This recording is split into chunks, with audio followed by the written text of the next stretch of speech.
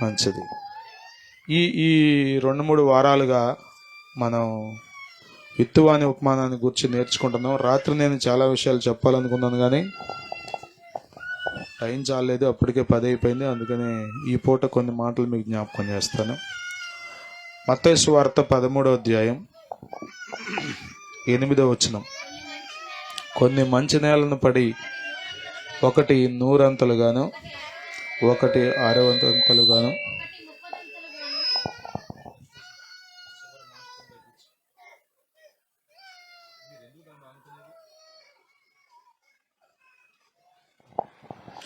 ఒకటి 100 అంతలుగాను, ఒకటి 60 అంతలుగాను, ఒకటి 30 అంతలుగాను ఫలించెను. 23వ వచనం. మంచి నేలను విత్తబడినవాడు వాక్యము విని గ్రహించువాడు. అటివారు సఫలులై ఒకడు 100 అంతలుగాను, ఒకడు 60 అంతలుగాను, ఒకడు 30 అంతలుగాను ఫలించును అనెను. యేసుక్రీస్తు ప్రభువారు చెప్పిన ఉపమానం ఇది. ఆల్రెడీ మీకు చెప్తూనే ఉన్నాను కాబట్టి మరలా ఇంట్రడక్షన్ అంతా చెప్తే టైం చాలదు. త్రవ ప్రక్క నేల, రాతి నేల, ముండ్ల పొదల నేల, మంచి నేల. ఈ 4 రకాల నేలలో వ్యవసాయదారుడు విత్తిన విత్తనాలు పడ్డాయి. మొదటి 3 రకాల నేలల్లో విత్తనాలు వ్యర్థమైపోయాయి, పంట ఏమీ చేతికి రాలేదు. ఎందుకు యేసు ప్రభు ఈ మాట చెప్పాడంటే, మనిషి తన హృదయాన్ని పరీక్షించుకోవడం కోసం. మానవ హృదయ స్థితిని ప్రతి మనుష్యుడు గ్రహించుకోవాలి. మనం ఎలా ఉన్నామనేది మనం గ్రహించుకోవాలి. ఒక గొప్ప విచారించవలసిన విషయం ఏంటంటే, చాలాసార్లు మనం అందరి గురించి మాట్లాడతాం కానీ మన హృదయ పరిస్థితి మనకు తెలియదు. నీ బ్రతుకంతా నాకు తెలుసు అంటాం, నీ సంగతంతా నాకు తెలుసు అంటాం ఇతరులతో మాట్లాడుతూ వాళ్ళని బ్లాక్మెయిల్ చేయడానికి. కానీ సమస్య ఏంటో తెలుసా? మన హృదయం మనకు అర్థం అవదు. ఇర్మియా గ్రంథం 17వ అధ్యాయం 9వ వచనం మనం చదువుతాం కదా. హృదయము అన్నిటికంటే మోసకరమైనది, అది ఘోరమైన వ్యాధి కలది, దానిని గ్రహింపగలవాడు ఎవడు? దేవుని వాక్యం నీలో నిలిచి ఉంటే తప్ప, దేవుని వాక్యం నీకు అర్థమైతే తప్ప నీ హృదయ పరిస్థితి నీకు అర్థం అవదు. దేవునికి స్తోత్రం. అర్థమవుతుందా? హృదయము అది భయంకరమైన వ్యాధి కదా. కరోనా టైంలో మీరు అనుకునే ఉన్నారు లేదు నాకు తెలియదు, నేనైతే అనుకున్నా ఇక అయిపోయింది జీవితం అనుకున్నా. ఇంకా మళ్ళీ రోడ్ల మీద తిరుగుతామా? స్కూల్కి పిల్లలు వెళ్తారా? అసలు లేదు అవకాశం. కరోనా కంటే భయంకరమైన వ్యాధి హృదయంలో ఉంది. ఇది ఘోరమైన వ్యాధితో ఉంది. ఈ జబ్బును గ్రహించేవాడు ఎవడున్నాడు? ప్రియులరా, మానవ హృదయాన్ని మనిషికి చూపించడం కోసం యేసు ప్రభు వారి ఉపమానం చెప్పారు. అంటే విత్తనం పంట అనేది అయితే అర్థమవుద్దు కదా గ్రామీణ ప్రాంత ప్రజలకు. అందుకని ఆ విధంగా యేసు ప్రభు బోధించారు. మంచి నేలను పడిన విత్తనం ఎలా ఉందో తెలుసా? అది ఫలించింది. ఎట్లా ఫలించిందంటే 100 అంతలుగాను, 60 అంతలుగాను, 30 అంతలుగాను ఫలించింది. ఈ మొదటి 3 నేలలు ఎందుకు ఫలించలేదంటే, మొదటి నేల గట్టిగా ఉంది, దున్నబడల. రెండవ నేల మన్ను కొంచెమే ఉంది, మన్ను ఎక్కువ లేకపోవటం మూలాన ఫలించల. రెండవ నెలలో రాళ్ళు ఉన్నాయి, కనబడని రాళ్ళు. మూడవ నెలలో మొండ్లు ఉన్నాయి. అంటే ఈ మొండ్ల పొదలను లేకుండా చేసి విత్తనం జల్లితే ఎలా ఉండేది చెప్పండి? మొండ్ల పొదల నేల ఉంది కదా, ఆ మొండ్ల పొదలన్నీ ఊరికి పైన కట్ చేయడం కాదు, వేళ్లతో సహా తీసేసి దూరాన పారేసి అప్పుడు విత్తనాలు జల్లితే ఎలా ఉండేదంటారు? ఫలించేది. అంటే ఈ ముందు 3 నేలలు ఉన్నాయే, గ్రౌండ్ ప్రిపరేషన్ ఏమి జరగల, విత్తనాలు వేసి పడిపోయినాయి. అందుకని అందులో నుండి పంట ఏమి రాల. వాక్యం బోధించడానికి ఒక దైవజనుడు ఎంత సిద్ధపడతాడో, వాక్యం వినడానికి మీరంత సిద్ధపడాలి. అర్థమవుతుందా? వాక్యం బోధించడం తేలిక, వాక్యం వినడం తేలిక. ఆ? ఆ? తెలుసా మీకు? బోధించడం కంటే వినడమే కష్టం, బోధించడమే తేలిక. అర్థమవుతుందా? బోధించడం చాలా తేలిక. నేనే ఉన్నాను కూర్చుని వాక్యం వినమంటే ఎలా ఉంటుంది నాకు? ఇంకా ముగించడేంటి అనిపిస్తుంది. వినడం అంత తేలికైన విషయమేమి కాదు. చదవడం తేలిక, రాయడం తేలిక, రెండు కష్టమే. అందరు చూస్తున్నారు మీరు. చెప్పండి, చదవడం తేలిక, రాయడం తేలిక? రాయడం కంటే చదవడమే తేలిక. కానీ ఏది ఎక్కువ గుర్తుండదో తెలుసా? ఒక్కసారి రాసావంటే 10 సార్లు చదివినట్టు లెక్క. అర్థమవుతుందా? అందుకని చదువుకునే పిల్లలు మీరు ఎక్కువ రాయాలి. అసలు ఏళ్ళు అంటే నొక్కుకుపోతున్నాయి అంటే అప్పుడే, అమ్మో నొక్కుకుపోతున్నాయి ఏళ్ళు, అసలు నిప్పులు వచ్చేస్తున్నాయి, గుంజుతున్నారు చేతులు, అపురూపంగా పెరుగుతున్నారు పిల్లలు. మీరు రాయాలి. అర్థమవుతుందా? వినడం కష్టం, విననీయడు సాతాను. మీ శరీరం ఉందే మీకే అదే శత్రువు. మీ శరీరం మిమ్మల్ని విననివ్వదు. చల్లగా ఉందో కొనికే రాదు అంటుంది. నిద్ర ఎలా వస్తుందో మీకే తెలియదు అసలు. ఎందుకని? వినడానికి మీకు ఇష్టంగా లేదు, వినడం మీకు కష్టంగా ఉంది. ప్రియులారా, వినేటప్పుడు ఏంటో తెలుసా? నేను చాలాసార్లు మీతో ఈ మాట చెప్పు, ఒళ్ళంతా చెవులు చేసుకుని వినాలి మీరు. ఊరకే చెవులు తెరవడం కాదు, ఒళ్ళంతా చెవులు అన్నట్టుగా, ఒక్కొక్క మాట మిస్ అయితే ఎంత మిస్ అవుతామో అన్నట్టుగా మీరు వాక్యం వినాలి. దేవుని స్తోత్రం. మీరు ఫలించాలంటే ఊరకే ఫలించరు, మందిరానికి వచ్చినంత మాత్రాన ఫలించరు. అర్థమవుతుందా? ముసుగేసుకున్నంత మాత్రాన ఫలాలు రావు. గుర్తుపెట్టుకోండి, మీరు చాలా జాగ్రత్తగా వాక్యం వినాలి. వాక్యం వినే ముందు మీ హృదయాన్ని దున్నుకోవాలి. మీ హృదయాన్ని మీరు రాళ్ళన్నీ ఏరుకోవాలి.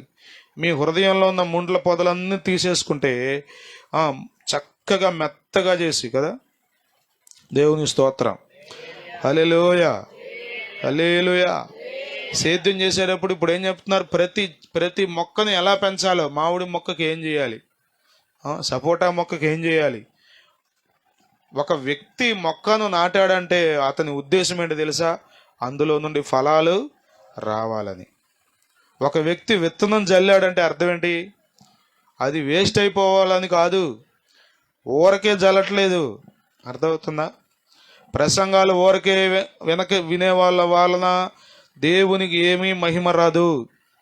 వాక్యాన్ని ఊరకే వినేవారి వలన దేవుని కార్యాలేమీ జరగవు.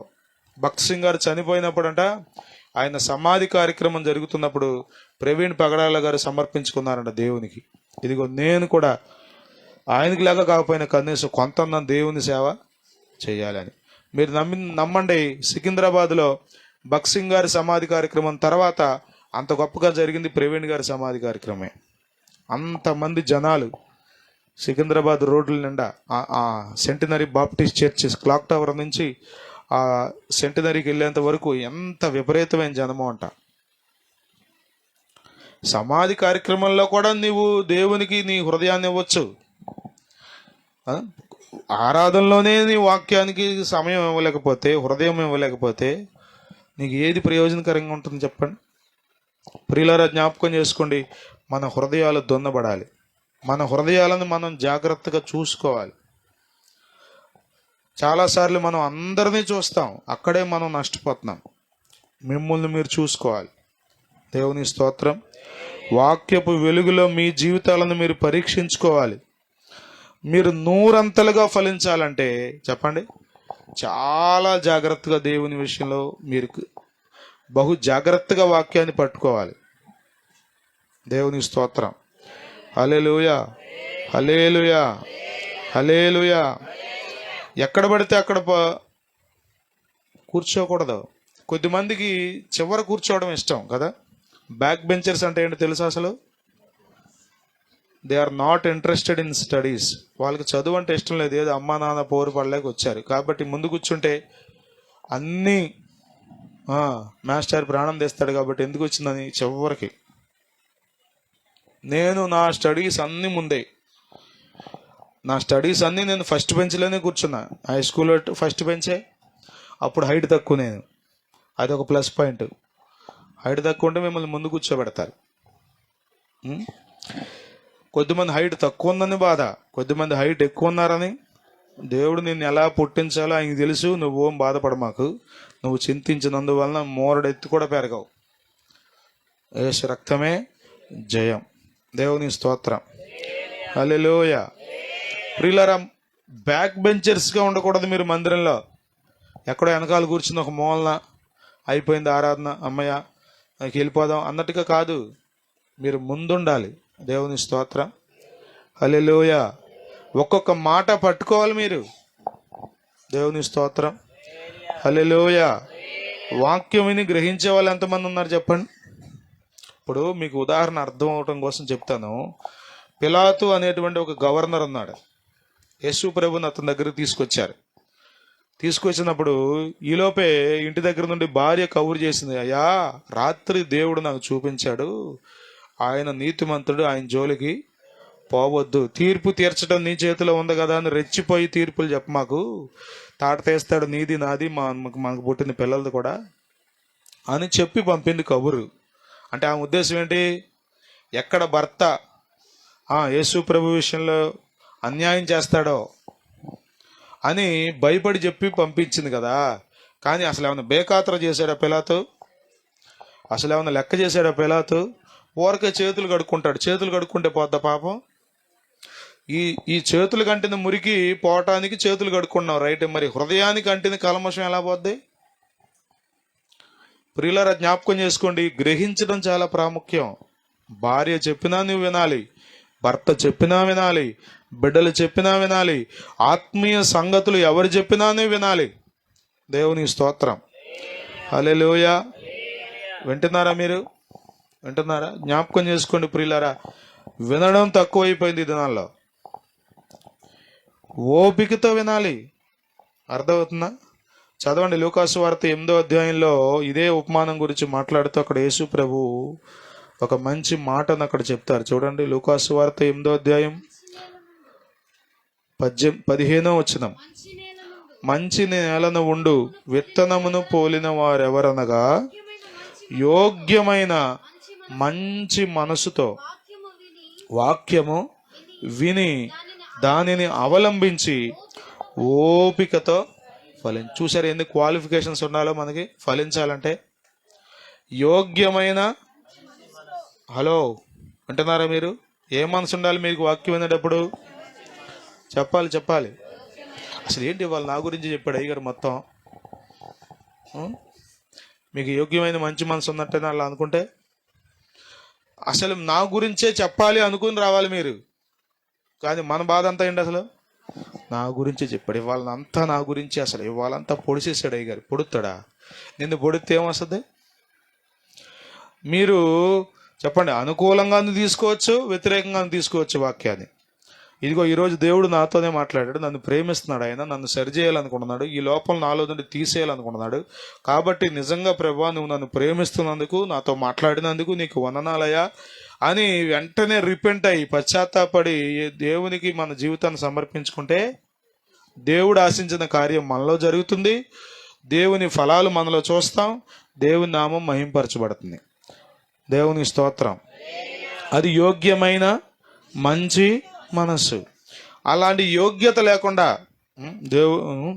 దేవుడు పేరు చెప్పి అయ్యగారు నన్ను కొల్లబడిచేశాడు, వాక్యం అంటాడు, దేవుడే మాట్లాడాడు అంటాడు, కాదు ఈయన మాట్లాడాడు, మొత్తం లోపల ఉందంతా కక్కేశాడు అనుకుంటా నువ్వు వెళ్ళావు అనుకోండి, ఏం ఫలిస్తా నువ్వు? ఫలములు లేని అంజూరం వలె నువ్వు మిగిలిపోతావు తప్ప నీలో నుండి ఫలాలు ఎలా వస్తాయి? ప్రియులారా, జ్ఞాపకం చేసుకోండి, మనం వాక్యం వినే ప్రతిసారి యోగ్యమైన మంచి మనసుతో వినాలి. స్తోత్రం. విని సరిపెట్టుకుంటే కుదురుతుందా? వాక్యం వినడం మాత్రమే కాదు, రెండో స్టెప్లో దానిని అవలంబించాలి. అవలంబించడం అంటే చెప్పండి పాటించాలి. ఇక్కడ చెప్పినవన్నీ మీరు పాటిస్తున్నారా? తలకాయలు ఉంచమాట, మిమ్మల్ని ఏం అడగట్లా, నేనేం చెయ్యత్తమంటలా. ఇక్కడ చెప్పినవన్నీ మీరు పాటిస్తున్నారా? నేను ఒక్క మాట చెప్తున్నా, మీరు సమయానికి రమ్మని ఎన్ని సంవత్సరాల నుండి చెప్తున్నాం, అదొక్కటి పాటించారు ఎప్పుడన్నా మీరు? సమయానికి. మళ్ళీ చాలామంది మేము వెళ్ళేటప్పుడు సమయం చూస్తాం. 12ంటికి ముగిస్తా అన్నాడు, 12:30 దాకా చెప్పాడు. ఏమన్నా మైకి పట్టుకుంటే వదిలిపెట్టడం అనుకుంటా వెళ్ళావు, కానీ ఎప్పుడన్నా వచ్చేటప్పుడు టైం చూసావా? చూసారా? ప్రియులారా, జ్ఞాపకం చేసుకోండి, ఎన్ని పాటిస్తున్నాం మనం. అవలంబించని భక్తి, ఆచరించని భక్తి మీ దగ్గర ఎంతున్నా మీలో నుండి ఫలాలు రావు, మిమ్మల్ని బట్టి దేవునికి మహిమ రాదు. యోహాను సువార్త 15వ అధ్యాయంలో మీరు చదవండి ఈ మాట. యోహాను సువార్త 15వ అధ్యాయం 5వ వచనం చదవండి ఒకసారి. ద్రాక్షావల్లిని నేను, తీగెలు మీరు. ఎవడు నా యందు నిలిచి ఉండునో, నేను ఎవని యందు నిలిచి ఉండునో వాడు బహుగా ఫలించును. నాకు వేరుగా ఉండి మీరేమియూ చేయలేరు. 8వ వచనం, మీరు బహుగా ఫలించుట వలన నా తండ్రి మహిమ. ఆత్మ సంబంధమైన పంట మనలో ఉండాలి. భౌతికంగా దీవించబడ్డారా? మందిరానికి వచ్చాక ఇల్లు కట్టుకున్నామండి, మందిరానికి వచ్చాక ఆరోగ్యం కుదుటపడిందండి, మందిరానికి వచ్చాక కొంచెం కుటుంబం అంతా బాగున్నామండి, మంచిదే, సంతోషమే. కానీ అక్కడతో సరిపెట్టుకోమాకండి. ఆత్మ సంబంధమైన పంట మీరు పండాలి. ఆత్మ సంబంధమైన ఫలాలు మీలో నుండి రావాలి. అప్పుడు మాత్రమే తండ్రి మహిమపరచబడతాడు. స్తోత్రం. వాక్యం మీలో నిలిచి ఉండాలి. అదవుతుందా? వాక్యం మీలో నిలిచి. ఇప్పుడున్న పెద్ద సమస్య కదా, వాక్యం మర్చిపోతారు.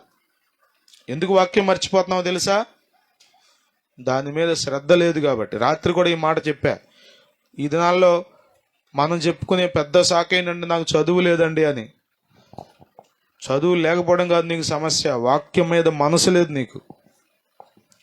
అన్నిటి మీద మనసు ఉంది నీకు, కానీ వాక్యం మీద మనసు లేదు. ఎవడన్నా శుభలేఖిస్తే చెప్పండి, గుర్తెట్టుకోవట్లా నువ్వు? ఎప్పటికి పెళ్ళో, ఏ ఊర్లో పెళ్ళో, ఏ కళ్యాణ మండపంలో పెళ్ళో, ఎన్నింటికి పెళ్ళో, ఎట్టా వెళ్ళాలో అసలు టంచనికి బెల్లు మోట్ల అలారం ఎందుకు గుర్తుంది? అది గుర్తు పెట్టుకుంటున్నావు నువ్వు అది. కానీ వాక్యంకి వచ్చేసరికి మాత్రం చెప్పండి, మీలో ఎంతమంది అడుగుతున్నారో నాకు తెలియదు. భార్యాభర్తలు ఇంట్లో కూర్చున్నా, అయ్యా ఈరోజు వాక్యం విన్నావుగా, ఏం అర్థమైందో నువ్వు చెప్పు, నాకేం అర్థమైందో నేను చెప్తాను. ఇంట్లో కూర్చుని భోజనం చేసేటప్పుడు ఎప్పుడన్నా మాట్లాడుకున్నారా? అట్లాగా చెప్పండి, మాట్లాడుకున్నారా? మీరు వాక్యాన్ని మాట్లాడుకుంటే వాక్యమే మీ జీవితాల్లో ఫలిస్తుంది. వాక్యానికి ప్రాముఖ్యతనిచ్చే వారి జీవితాలు చాలా వ్యత్యాసంగా ఉంటాయి. దేవుని స్తోత్రం. అర్థమవుతుందా? వాక్యానికి మనం ప్రాముఖ్యత ఇవ్వాలి. మీరు నిలిచి ఉండాలి దేవునిలో. ఊరికి వచ్చి వెళ్ళిపోవడం కాదు. మీలో దేవుని వాక్యం నిలిచి ఉండాలి, మీరు దేవునిలో నిలిచి ఉండాలి. అప్పుడు మీరు ఫలిస్తారు. మీరు దేవుని పక్కన పెట్టి ఊరికి వచ్చి వెళ్ళిపోయి 2 దండాలు పెట్టుకుని 4 చప్పట్లు కొట్టి ఒక 10 రూపాయలు కానుకేసి అయిపోయింది వాళ్ళకి, అమ్మయ్య మళ్ళీ వచ్చి ఆదివారం అనుకుంటూ వెళ్తే మీ జీవితంలో ఫలాలే ఉంటాయి. నిస్సారం అయిపోతుంది కదా. ఆ మత్తయి సువార్తలో మనం చదివాం, సఫలులై అన్నాడు.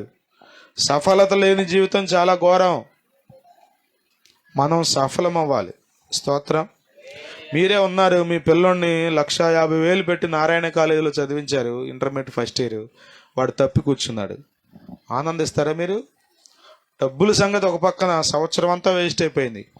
వీడు తప్పాడు, మళ్ళీ ఎప్పటికి పాస్ అవుతాడో, ఎట్లా చదువుతాడో, అసలు ఏంటో వీడి పరిస్థితి. సఫలత లేని చోట ఎంతో దుఃఖం ఉంటుంది, సఫలత లేని చోట ఎంతో విచారం ఉంటుంది. ప్రియులారా, మనమందరము ఫలించాలనేది దేవుని చిత్తం. దేవునికి స్తోత్రం. మన హృదయంలో నుండి జీవధారలు బయటికి రావాలనేది దేవుని చిత్తం. సామెతల గ్రంథం 4వ అధ్యాయంలో 23వ వచనంలో మనం ఆ మాట చదువుతాం. సామెతల గ్రంథం 4వ అధ్యాయం 23వ వచనం, నీ హృదయములో నుండి జీవధారలు బయలుదేరును. ఏం బయలుదేరాలి చెప్పాలి మీరు? మురికి దారులు కాదు, మలినంతో కూడిన దారులు కాదు, జీవధారలు. స్తోత్రం. హల్లెలూయా. అందుకేం చేయాలి మీరు? కాబట్టి అన్నిటికంటే ముఖ్యంగా నీ హృదయమును భద్రముగా కాపాడు. హృదయాన్ని కాపాడుకునే జ్ఞానం ఉందా మీకు? ఎలా కాపాడుకుంటాడు హృదయాన్ని?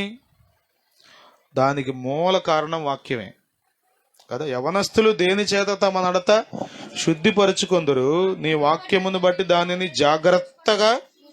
అంటే వాక్యాన్ని పెట్టుకుంటాడు, జీవితాన్ని పెట్టుకుంటాడు. వాక్యాన్ని చూస్తాడు, జీవితాన్ని చూస్తాడు. వాక్యం ఏమంటుంది, నేను ఎట్లా బ్రతుకుతున్నాను.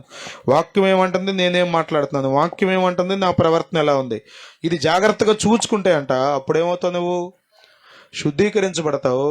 నువ్వు శుద్ధీకరించబడితే నీలో నుండి జీవదారులు బయటకు వస్తాయి. దేవునికి స్తోత్రం. హల్లెలూయా, హల్లెలూయా.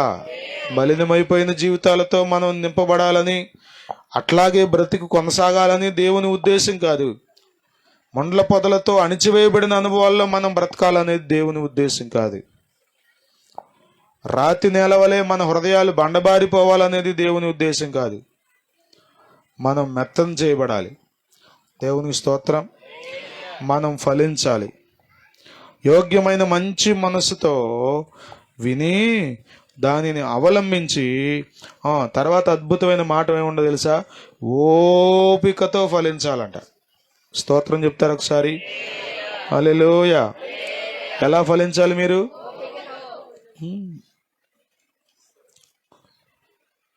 ఇన్స్టాంట్గా ఫలాలు రావు. అప్పటికప్పుడే ఫలాలు వచ్చేవు. వచ్చేస్తాయా అప్పటికప్పుడే ఫలాలు? చెప్పండి. రావు రావు. మనం ఫలించాలంటే కూడా మనకేముండాలి? ఓపిక. కొద్దిమందికి ఇవాళ మందిరానికి వస్తే రేపటి కార్యం జరిగిపోవాలి. ఒకవేళ జరిగిందా సంతోషంగానే వస్తారు మందిరానికి. జరగకపోతే ఇక్కడ కూడా ఏమీ లేదురా, వాళ్ళ దేవుడు ఎట్టాగో మాది ఈ దేవుడు కూడా అంతా ఒకటే రా, ఊరికి ఏదో హడావుడి తప్ప అనుకుంటారు అంతే. మీరు దేవుని వెంబడించేటప్పుడు మీ హృదయంలో మీరు ఇలా నిబ్బరపరుచుకోవాలి. నేను ఫలించాలంటే ఏం చేయాలి? ఓపికతో ఉండాలి. ఓపికతో ఉండాలి. స్తోత్రం. హల్లెలూయా, హల్లెలూయా. మీకు అర్థం అవడం కోసం చిన్న ఉదాహరణ చెప్తా. లోతు గొర్రెల కాపర్లకు, అబ్రహాము పశువుల కాపర్లకు గొడవ వచ్చిందంట. కలహం ఏదో గొడవ వచ్చింది. మరి ఎక్కడ గొడవ వచ్చింది? కొన్నిసార్లు కోళ్ళు బాగానే ఉంటాయి, మనం కొట్టుకుంటాం వాటి కోసం కదా. పొలాలు బాగానే ఉంటాయి, మనం కొట్టుకుంటాం వాటి కోసం. మన బుర్రలు పగలు కొట్టుకుంటాం. అవి అనుకుంటే పిచ్చమొహాలు అటు కొట్టుకున్నారు చూడు నా కోసం వాళ్ళు. వేసే రక్తమే జయం. పాపం ఏ పశువులు ఏవి ఇబ్బంది పెట్టినాయో మొత్తానికి వాళ్ళిద్దరు గొడవ పడుతుంటే లోతుతో అబ్రహాం అన్నాడు, సరే మీరు వెళ్ళిపో, మన ఇట్ట రోజు కలిసి ఉండి గొడవ పడే కంటే వెళ్ళిపోతే మంచిది, వెళ్ళిపోమన్నాడు. ఏం చెప్పాలి? లోతు నిజంగా అబ్రహాముని ప్రేమించే వ్యక్తి అయితే ఏం చెప్పాలి? ఓరే కొట్టుకున్నది వాళ్ళు, నన్ను వెళ్ళిపోమంటావేంటి? నేను వెళ్ళను, నీతో పాటు బయటకు వచ్చా, నిన్నే ఆధారం చేసుకుని నువ్వు చెప్పావని, లేకపోతే దేవుడు నీతో మాట్లాడాదన్నావని నీతో పాటు నీ వెనకాల పడి వచ్చా. ఎక్కడికి పోతాను నేను? ఎక్కడికి పోను, ఇక్కడే ఉంటా అనొద్దు. చెప్పండి, అనాలా అనొద్దా? ఇక దొరికిందే ఛాన్స్ అనుకున్నాడు. రెడీ, సరే వెళ్ళిపోమంటావా? వెళ్ళిపోతా. ఎక్కడికి వెళ్ళిపోతావు? చూసుకో, నీకు ఏది కావాలో కోరుకో. ఏం జరిగింది చెప్పండి? ఏం జరిగింది? అతడు స్వార్థంతో తీసుకున్న నిర్ణయాన్ని బట్టి అతడు ఫలించాలనుకున్నాడు కానీ ఫలించలేదు. భయంకరమైనటువంటి పరిస్థితి అతని కుటుంబంలో దాపురించింది. భార్య ఉప్పు స్తంభం అయిపోయింది, బిడ్డలిద్దరూ భ్రష్టులు అయిపోయారు. లోతు కుటుంబం యొక్క ముగింపు చాలా భయంకరంగా ఉంది. ఫలించారా? లేదు. ఎందుకని? కొంచెం ఓర్చుకునే మనసు లేదు, కొంచెం తట్టుకునే మనసు లేదు. ఓర్చుకుంటే సంబంధం ముఖ్యం, బాంధవ్యాలు ముఖ్యం, బంధాలు ముఖ్యం, సమాధానంగా ఉండాలి. వాళ్ళు గొడవ పడితే గొడవ పడారని ఎవడు గొడవ పడ్డాడు అని పిలిచి తప్పురా, ఇది మనం చేయకూడదు. నువ్వు మనం కలిసే ఉంటాం, మీరు కూడా కలిసే ఉండాలి. మాకు లేని బాధలు మీకెందుకు వచ్చిందరా, మీరు కాపలా కాయటానికి, కాపరిగా ఉండటానికి మిమ్మల్ని నియమించుకుందాం అని వాళ్ళకి చెప్పి వీళ్ళిద్దరూ కలిసి ఉంటే ఎలా ఉండేది? అబ్రహాం ఎలా దీవించబడ్డాడో లోతు కూడా అలాగే. కానీ ఏమయ్యాడో తెలుసా? ఆ దూరం నుండి చూస్తే అంటే అది పచ్చ కనబడిందంట. ఏది? దేవుని భయం లేని ప్రజలున్న ప్రాంతం, విచ్చలవిడితనం పెరిగిపోయినటువంటి ఆ ప్రాంతం ఏదేను తోటలేక కనబడిందంట, పచ్చగా.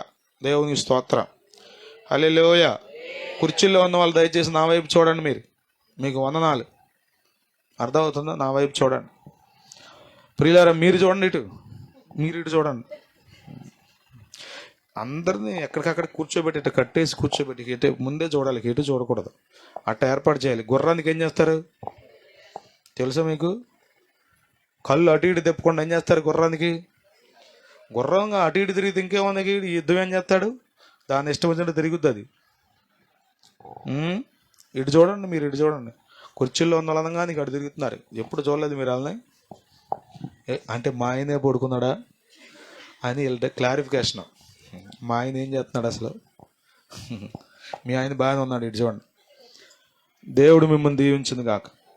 స్తోత్రం. పచ్చగా కనబడింది అది కదా. ఈ దినాల్లో మనకి అట్లాగే కనబడుతున్నాయి. లోకం పచ్చగా కనబడుతుంది, మందిరం ఏమో ఎండిపోయినట్టు కనబడుతుంది. దేవుని బిడ్డల సహవాసం ఏమో ఏముందో ఇందులో అనిపిస్తుంది. అక్కడేమో మాత్రం ఆనందం జుర్రుకునేవాలనుకున్నాం. అక్కడే పెద్ద సమస్య ఉంది. ప్రియులారా, జ్ఞాపకం చేసుకోండి. ఒక్క విషయంలో కనుక నీవు ఓపికను నశించి ఒక స్టెప్ దిగజారేవో, తర్వాత స్టెప్పులు నువ్వు దిగజారవసరం ఆటోమేటిక్గా వెళ్ళిపోతావు అంతే. లోతు జీవితం ఎంత భయంకరమో తెలుసా?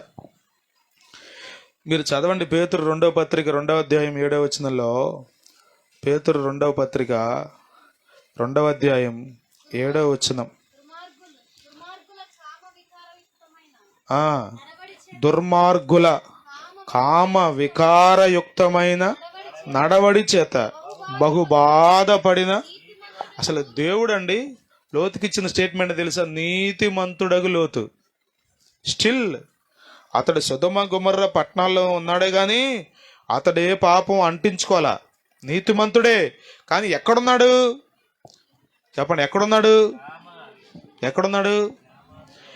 దుర్మార్గుల మధ్యలో ఉన్నాడు. అసలు దేవుని భయం ఏమాత్రం లేకుండా విచ్చలవిడిగా బ్రతుకుతున్న ప్రజల మధ్యలో ఉండి రోజు చూడన్న మాటలు, తాను చూచిన వాటిని బట్టి వినిన వాటిని బట్టి వారి అక్రమమైన క్రియల విషయంలో దినము నీతిగల తన మనస్సును నొప్పించుకుంటూ అక్కడ కూర్చోకపోతే వచ్చేయచ్చుగా బయటికి.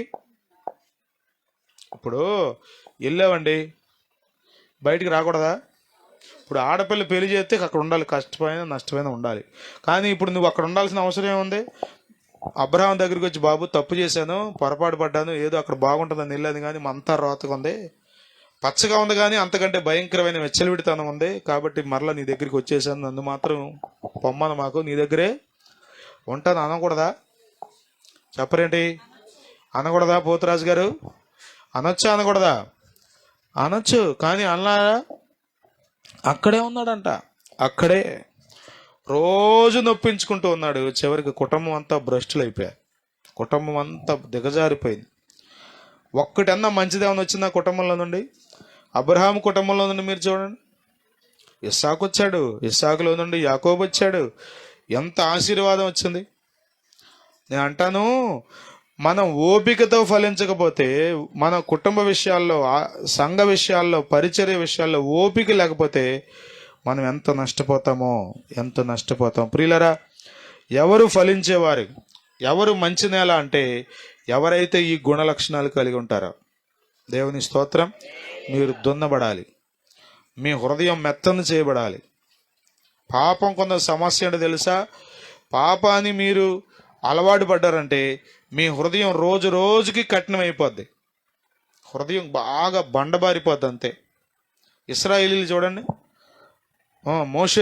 మోషే నాయకత్వంలో వాళ్ళు నడుస్తున్నారు, కానీ వారి హృదయాలు మాత్రం కఠినమైపోయినాయి. పైకి పాటలు పాడుతున్నారు, సితారా వాయిస్తున్నారు, డ్యాన్సులు వేస్తున్నారు, మళ్ళీ ఏదన్నా సమస్య రాగానే అసలు ఏం మమ్మల్ని ఇక్కడ చంపేయడానికి తీసుకొచ్చావా అని మొదలెట్టారు. కారణం ఏంటి? పాపంలో ఉన్నారు వాళ్ళు, సణుగుడిలో ఉన్నారు వాళ్ళు, కాబట్టి వారి హృదయాలు కఠినమైపోయాయి. ప్రియులారా, మనం దున్నబడాలి, రాళ్ళన్నీ ఏరివేయబడాలి, కలుపంతా తీయబడాలి, ముండ్ల పొదలన్నీ చెప్పండి వేళ్లతో సహా లేచిపోవాలి. దేవుని స్తోత్రం. హల్లెలూయా. ముండ్ల పొదలు ఈ దానిలో చాలా మంది చెప్పండి, పనికి ఆహార పథకం అని వెళ్తారా, కత్తులుచుకుని మన వాళ్ళు భలే కోసేస్తారు. ఊరకట్ట పై కోసేసి మళ్ళా రావాలిగా పని. అందుకని అదే పొరుక్కులేని చూడండి ఏం చేస్తుంది అంటే నీవు పైన కత్తిరించడం కాదు, నీవు వేళ్లతో సహా, ఇంకా మాట్లాడితే దాని దుంపతో సహా బయటకు వచ్చేయాలి. అప్పుడేం జరుగుతుందో తెలుసా? ఇక అక్కడ ముండ్లు అనేవి ఇక నీ జీవితంలో ఎక్కడా కనపడవు. ఇక దేవుని స్తోత్రం. అట్లా కాకుండా తుమ్మ చెట్టుని ఊరికే పైన 4 కొమ్మలు నరికి ఆ మోడుగా అట్లా వదిలేసి వచ్చావనుకోండి, ఏం జరుగుద్ది? ఈరోజు మోడే, రేపు మోడే, 4 రోజుల తర్వాత వర్షం పడంగానే, చెప్పండి, వర్షమే పడవసల, చల్లదనం తగిలితే చాలు, చక్కగా మెల్లగా మొదలెస్తుంది.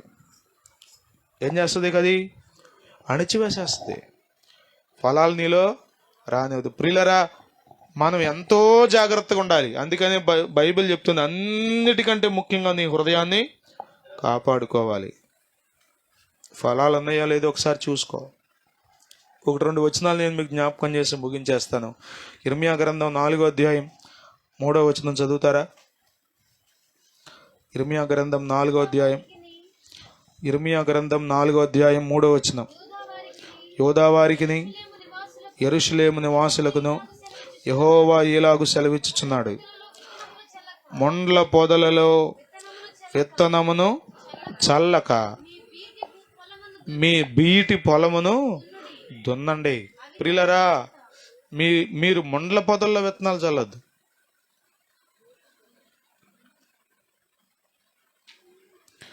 ప్రియులరా, బీడు పొలాలు దున్నాలి. దేవుని స్తోత్రం. హోషేయ గ్రంథం 10వ అధ్యాయం 12వ వచనం కూడా చూస్తారా? హోషేయ గ్రంథం 10వ అధ్యాయం 12వ వచనం. హల్లెలూయా.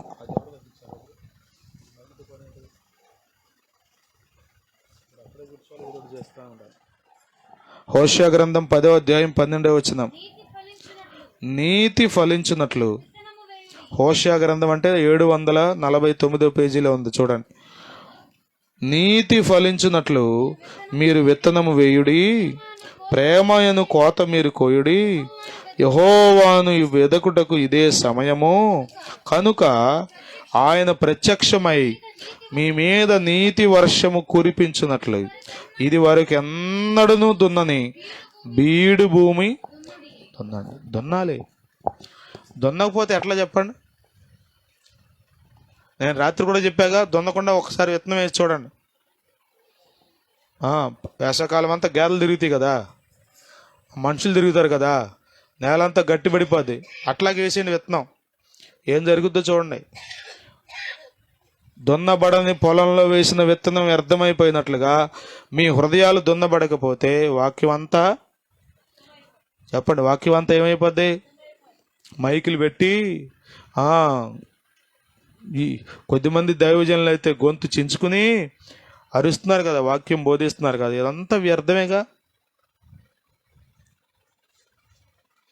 దేవుడు మన నుండి ఎంతో ఆశిస్తున్నాడు, కానీ చెప్పండి, కొంచెమే మనలో నుండి కనబడుతుంది, కొంచెమే కదా.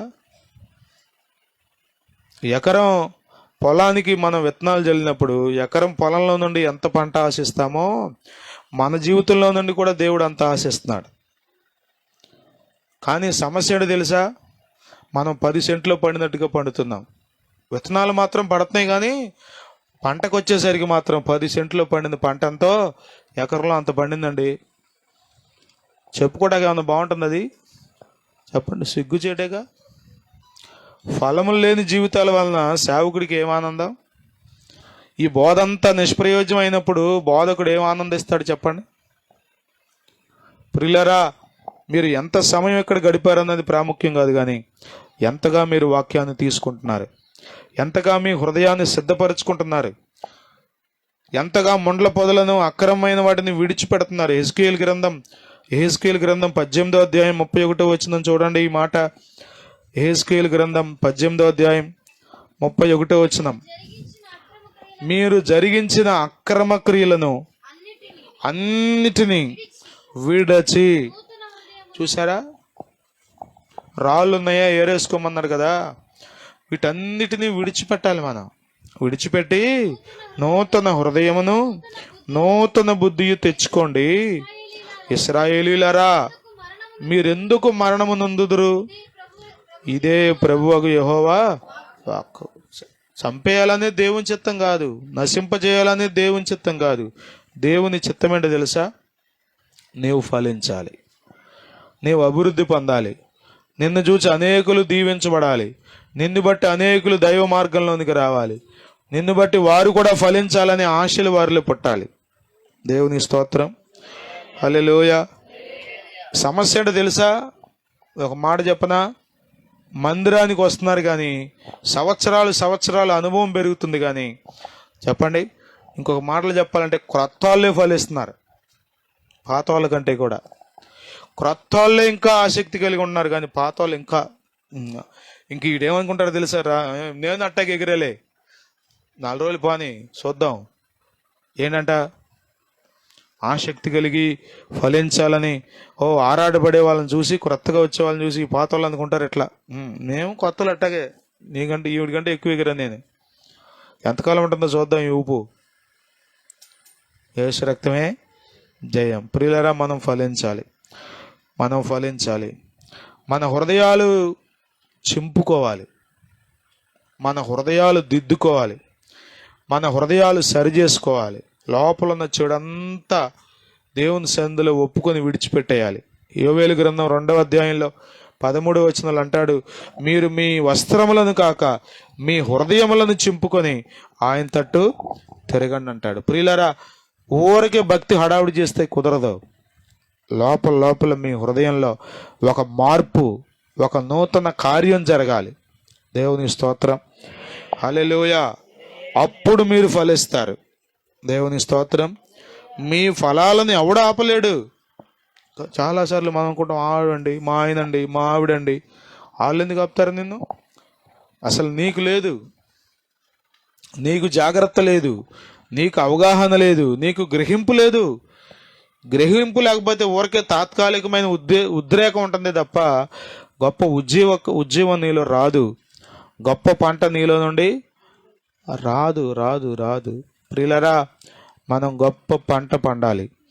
మనలను చూచి ప్రభు నామం మహింపరచబడాలి, మనలను బట్టి దేవుని రాజ్యం విస్తరించబడాలి, మనల్ని బట్టి అనేకులు మేము కూడా ఇలా బ్రతకాలరా, ప్రభు దగ్గరికి వెళ్ళాలి, మా జీవితాలు ఇలా కట్టబడాలి అని అనుకోవాలి. అంతే తప్ప ఏదో ఊరికే 4 గోడల మధ్యలో భక్తి చేసి బయటికి వెళ్ళి మళ్ళా ఇష్టానుసారంగా జీవిస్తే నిన్ను బట్టి దేవునికి ఎలా మహిమ వస్తుంది? నువ్వు ఎలా ఫలించే అనుభవాల్లో ఉంటావు? ఒకసారి ఆలోచన చేయి.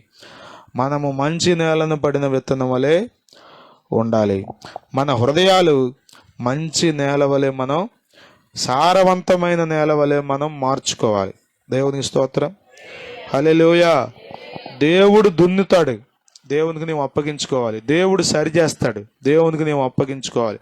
దేవుడు రాళ్ళన్నీ తీసి బయట పారేపిస్తాడు. ప్రభువా ఇదిగో అని దేవునికి చెప్పండి. ప్రభు నమ్మదగినవాడు, నీతిమంతుడు, సమస్త దుర్నీతి నుండి కడిగి పవిత్రపరుస్తాడు. ఇదిగో నువ్వు చేసుకునేటువంటి ప్రార్థన ఉందే, నీవు పడే సిద్ధపాటు ఉందే, ఒక రోజున పంట కోసుకుంటావు. ఒక రోజున పంట కోసేటప్పుడు ఎక్కడ లేని సంతోషం. దేవుని స్తోత్రం, హల్లెలూయా, హల్లెలూయా. కీర్తనల గ్రంథంలో ఈ మాట చూడండి, ముగిస్తా. 126వ కీర్తన 5వ వచనం. కన్నీళ్లు విడుచుచు విత్తువారు సంతోషగానముతో పంట కోసెదరు. పిడికెడు విత్తనములు చేత పట్టుకుని ఏడ్చుచూ విత్తువాడు సంతోషగానము చేయుచు పనలు. ప్రియులారా, జ్ఞాపకం చేసుకోండి. ఒకవేళ ఇప్పుడు కన్నీరు కారుస్తున్నావేమో, ఇప్పుడు సిద్ధపడి నలిగిపోతున్నామేమో, విరిగి నలిగిన హృదయంతో మనుషులకు అర్థం కాకుండా ఉందేమో నీ పరిస్థితి, భక్తి జీవితం. కానీ ఒక రోజున సంతోషగానంతో పంటకు వస్తావు. దేవుని స్తోత్రం, హల్లెలూయా, హల్లెలూయా. పాపులతో పోల్చుకొని ఇంకా నేను బాగానే ఉన్నాను అనుకో మాకు. పరిశుద్ధులతో పోల్చుకో, నీతిమంతులతో పోల్చుకో. జక్కయ్య చూడండి, తన అక్రమం అంతా విడిచిపెట్టాడు. ఇచ్చేస్తా ఉంటే ఆ లావిడ ఏమంటుందో చెప్పండి వెనకాల నుండి? ఇదిగో నా ఆస్తి అమ్మి సగం పేదలకు ఇస్తున్నాను. వెనకాల ఉంటుందా ఉండదా? ఇంట్లో ఏం చేసి ఉంటుంది? పట్టుకుని లాగుంటుందా? నీకు బుద్ధి ఉందా అసలు? పిల్లలు ఏమవుతారు? రెచ్చిపోతున్నావేటి? ఎక్కడ లేని భక్తి పొంకొచ్చిందండి ఇవాళ అనే ఉంటుంది. ఒకవేళ అనకుండా సహకరించిందో, ఏదేమైనా కానీ చెప్పండి, ఏం చేశాడు? ఆస్తి అమ్మి సగం పేదలకు ఇస్తున్నా అన్నాడు. ఎవరి దగ్గర అయితే అన్యాయంగా తీసుకున్నానో 4 అంతలు ఇస్తున్నా అన్నాడు, ఇచ్చాడు.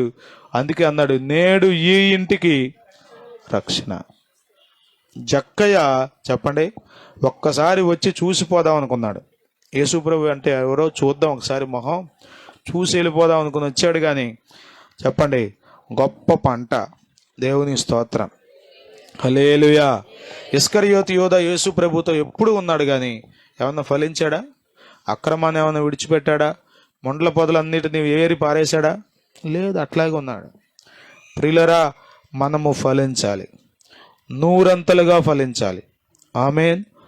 అందుకొరకు మీరు ఏం చేయాలి? మీ హృదయాన్ని సిద్ధపరచుకోవాలి, దున్నుకోవాలి, సరి చేసుకోవాలి, అక్రమాన్ని విడిచిపెట్టాలి, దేవునికి ఆయాసకరమైన వాటన్నిటినీ. 139వ కీర్తనలో దావీదు అంటాడు కదా, ప్రభు నీవు నన్ను పరిశోధించు, నీవు నన్ను పరీక్షించు, నీకు ఆయాసకరమైన మార్గం నా ఎందున్నదేమో చూడు ప్రభువా, చూడు ప్రభువా, నిత్య మార్గమున నన్ను నడిపించయ్యాను. కోరుకోవాలి మీరు. అర్థమవుతుందా? నేను వాక్యం చెప్తానే ఉంటున్నాను, మీరేదో ఆలోచనలో ఉన్నారనుకోండి, మీకేమున్నట్టు? పెద్ద వాక్యం మీద కోరికేమీ లేదు. ఊరికేదో వచ్చారు అటెండెన్స్ వేయించుకుంటాయి అంతే. అటెండెన్స్ వేయించుకున్న వాళ్ళందరూ పాస్ అవ్వరు. కష్టపడి చదివేవాడు, తాపత్రయపడేవాడు. ఇప్పుడున్న పరిస్థితుల్లో మగపిల్లలు అయితే భయంకరమైనటువంటి పరిస్థితులు లోకంలో ఉన్నాయి. డ్రగ్స్ ఉన్నాయి, ఎక్కడ చూసినా గంజాయి ఉంది, ఎక్కడ చూసినా చెడుతనం ఉంది. అసలు మీరు ఎక్కడికో వెళ్ళవసరం చెడుతనం కోసం. మీరు ఫోన్ పట్టుకుంటే చాలు, మొత్తం అంతా రోతంతా మీ హృదయంలో పోసేస్తుంది అంతే. అలాంటి పరిస్థితుల్లో వీడు పాస్ అవ్వాలంటే ఎంత జాగ్రత్తగా ఉండాలి, ఎంత జాగ్రత్తగా ఉండి వినాలి పాఠాలు. సేమ్ అంతే. ఒక క్రైస్తవునిగా నీవు పరలోకం చేరాలంటే, దేవుని కొరకు ఒక మంచి పంట పండించే వ్యక్తిగా నీవు ఉండాలంటే, నీలో నుండి శ్రేష్టమైన ఆత్మ ఫలం బయటికి రావాలంటే నీవెంత జాగ్రత్తగా ఉండాలో కదా, ఎంత జాగ్రత్తగా ఉండాలో కదా. ఏది జాగ్రత్త? ఎబ్రీ పత్రిక 2వ అధ్యాయం 1వ వచనంలో అంటాడు, మనము వినని దానిని కొట్టుకొని పోకుండానట్లుగా మనం ఎంతో జాగ్రత్తగా ఉండాలంటాడు. విడిచిపెట్టి కొట్టుకొని పోకుండానట్లు వాటి యందు మరి విశేష ఎంతో జాగ్రత్తగా వినాలి. మీరు వాక్యాన్ని ఎంతో జాగ్రత్తగా వాక్యాన్ని పట్టుకోవాలి. అప్పుడు మాత్రమే మీరు కొట్టుకొని పోకుండా నిలబడతారు.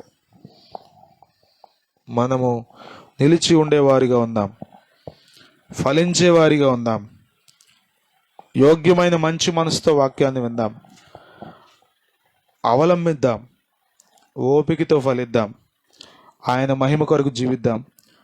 మంచి నేలను పడిన విత్తనం వలె మన హృదయ పరిస్థితి ఉండునుగాక, మన జీవితాలు ఉండునుగాక, ప్రభు యొక్క కార్యం మన అంతరంగాల్లో జరుగునుగాక, మనము సరిగా దున్నబడుదముగాక, మనము చాలా మన్ను కలిగి ఉందముగాక, కొంచెము మన్ను కాదు చాలా మన్ను కలిగి ఉందముగాక, రాళ్ళన్నీ ఏరివేయబడునుగాక, ముండ్ల పొదలన్నీ తొలగించబడునుగాక, శ్రేష్టమైన నేలగా దున్నబడి మార్చబడి ఫలించుదుముగాక.